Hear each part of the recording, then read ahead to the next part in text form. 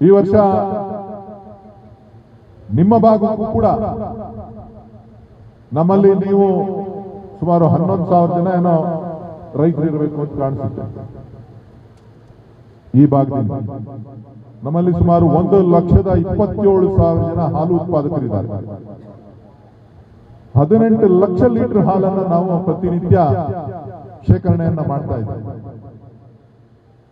ಈಗ ಒಂದು ಕಾಲದಲ್ಲಿ ಈ ಭಾಗ ಯಲಹಂಕ ಭಾಗದಲ್ಲೂ ಕೂಡ ಅತಿ ಹೆಚ್ಚು ಹಾಲು ಉತ್ಪತ್ತಿ ಆಗ್ತಾ ಇದೆ.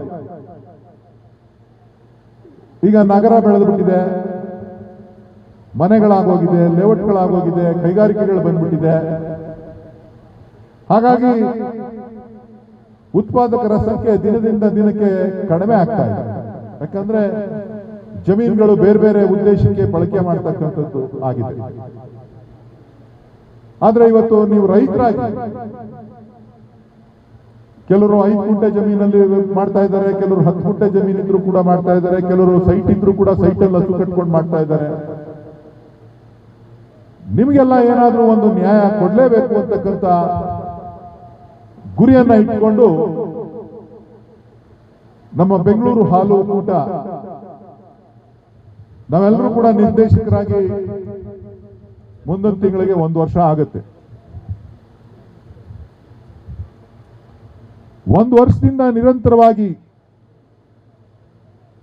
ಯಾವ ರೀತಿಯಾದಂತ ಬದಲಾವಣೆಯನ್ನ ರೈತರಿಗೆ ಅನುಕೂಲ ಯಾವ ರೀತಿ ಮಾಡಿಕೊಡ್ಬೇಕು, ನಿಮ್ಮ ಜೀವನವನ್ನ ಸುಧಾರಣೆ ಮಾಡಲಿಕ್ಕೆ ಏನು ಮಾಡಬೇಕು ಅಂತ ಹೇಳಿ ನಾವೆಲ್ಲ ನಿರ್ದೇಶಕರುಗಳು ಕೂಡ ಸೇರಿ ಸಾಕಷ್ಟು ಬದಲಾವಣೆಯನ್ನ ಹಂತ ಹಂತವಾಗಿ ಮಾಡ್ತಾ ಇದ್ದೇವೆ. ನನಗೆ ಬಹಳ ಸಂತೋಷ. ನಾನು ಈ ಬೆಂಬೂಲ್ಗೆ ನಿರ್ದೇಶಕ ಆಗಬೇಕು ಅಂತಿರಲಿಲ್ಲ, ಅಧ್ಯಕ್ಷ ಆಗಬೇಕು ಅಂತಿರಲಿಲ್ಲ. ನಾನು ಅನೇಕರನ್ನ ನಿರ್ದೇಶಕರನ್ನ ನಾನೇ ಮಾಡಿದ್ದೇನೆ ಕಳೆದ 20 ವರ್ಷಗಳಿಂದ. 16 ವರ್ಷಗಳಿಂದ ನಾನೇ ಎಷ್ಟೋ ಜನ ಅಧ್ಯಕ್ಷಗಳನ್ನ ಮಾಡಿದ್ದೇನೆ. ನಾನೇ KMFಗೂ ಕೂಡ ಬೇರೆಯವ್ರನ್ನ ಅಧ್ಯಕ್ಷಗಳನ್ನ ಮಾಡಿದ್ದೇನೆ. ಆದ್ರೆ ದುರ್ದೈವನ ಒಳ್ಳೇದೋ ನನಗೆ ಗೊತ್ತಿಲ್ಲ, ಅದು ನೀವು ತೀರ್ಮಾನ ಮಾಡಬೇಕು. ಆದ್ರೆ ಎಲ್ಲರೂ ಸೇರಿ ನಮ್ಮ ಜಿಲ್ಲೆಯ ಅನೇಕ ಹಿರಿಯ ನಾಯಕರುಗಳು, ಶಾಸಕರೆಲ್ಲ ಸೇರಿ ಇಲ್ಲ ನೀನು ನಿರ್ದೇಶಕನಾಗಲೇಬೇಕು, ನೀ ಹೇಳ್ದಂಗೆಲ್ಲ ಕೇಳ್ತೀವಿ, ನೀನ್ ಯಾಕೆ ನಾವು ಹೇಳ್ದಂಗೆ ಕೇಳಲ್ಲ, ನೀ ಹೇಳಿದ್ದಕ್ಕೆ ನಾವು ಗೆರೆ ದಾಟಲ್ಲ,